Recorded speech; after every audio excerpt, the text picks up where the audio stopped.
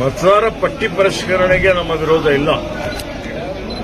ಆದರೆ ಹೊಸದಾಗಿ ಏನು ಮತದಾರ ಪಟ್ಟಿ ತಯಾರು ಮಾಡ್ತಾ ಇದ್ದಾರಲ್ಲ, ಇವತ್ತು ಈ ದೇಶದಲ್ಲಿರುವಂತ ಎಲ್ಲಾ ನಾಗರಿಕರಿಗೆ ಇನ್ನೊಂದು ಸಲ ಇವತ್ತು ಎನ್ಯುಮರೇಟ್ ಮಾಡಲಿಕ್ಕೆ ಫಾರ್ಮ್ ಕೊಟ್ಟು ಅವರು ಅರ್ಜಿ ತೆಗೆದುಕೊಂಡು ಈ ಮತದಾರ ಪಟ್ಟಿ ತಯಾರು ಮಾಡುವಂತ ಒಂದು ಪ್ರಕ್ರಿಯೆ, ಈ ಪ್ರಕ್ರಿಯೆ ಬಡವರಿಗೆ, ಹಿಂದುಳಿದವರಿಗೆ, ವಲಸೆ ಕಾರ್ಮಿಕರಿಗೆ, ಅನೇಕ ಜನರಿಗೆ ಈ ಮತದಾರ ಪಟ್ಟಿಯಿಂದ ಹೊರಹಾಕಬೇಕು ಅನ್ನುವಂಥ ಹುನ್ನಾರ ಇದೆ ಅನ್ನುವಂಥದ್ದು ಮೇಲ್ನೋಟಕ್ಕೆ ಕಾಣಿಸ್ತಾ ಇದೆ.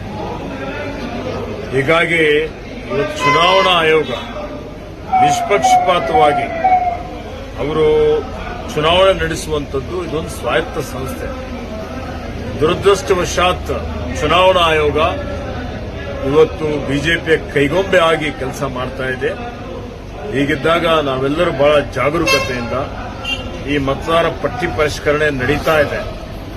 ಇದರಲ್ಲಿ ಮನೆ ಮನೆಗೆ ಹೋಗಿ ನಮ್ಮ ಬೂತ್ ಮಟ್ಟದ ಏನೊಂದು ನಮ್ಮ ಏಜೆಂಟ್ಗಳಿದ್ದಾರೆ, ಇವತ್ತು ಅವರ ಮುಖಾಂತರ ಬಿಎಲ್ಒಗಳಿಗೆ ಭೇಟಿಯಾಗಿ ಜಾಗೃತಿ ಮೂಡಿಸಿ ಎನ್ಯುಮರೇಷನ್ ಮಾಡುವಂತಹ ಫಾರ್ಮ್ ಅಲ್ಲಿ ಅವರಿಗೆ ಸಿಗ್ನೇಚರ್ ಮಾಡಿಸಿ ಯಾರು ಅರ್ಹ ಮತದಾರರಿದ್ದಾರೆ ಅವರು ಯಾರು ಮತದಾನದಿಂದ ವಂಚಿತರಾಗಬಾರದು.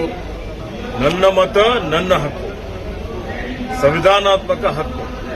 ಅದನ್ನು ಇವತ್ತು ಕಾರ್ಯಗತ ಮಾಡಲಿಕ್ಕೆ, ಜಾಗೃತಿ ಮೂಡಿಸಲಿಕ್ಕೆ ಬೀದರ್ನಲ್ಲಿ ನಮ್ಮ ಪಕ್ಷದ ಬಿಎಲ್ಎಗಳ ಮತ್ತು ಮುಖಂಡ ಸಭೆ ಕರೆದಿದ್ದೇವೆ.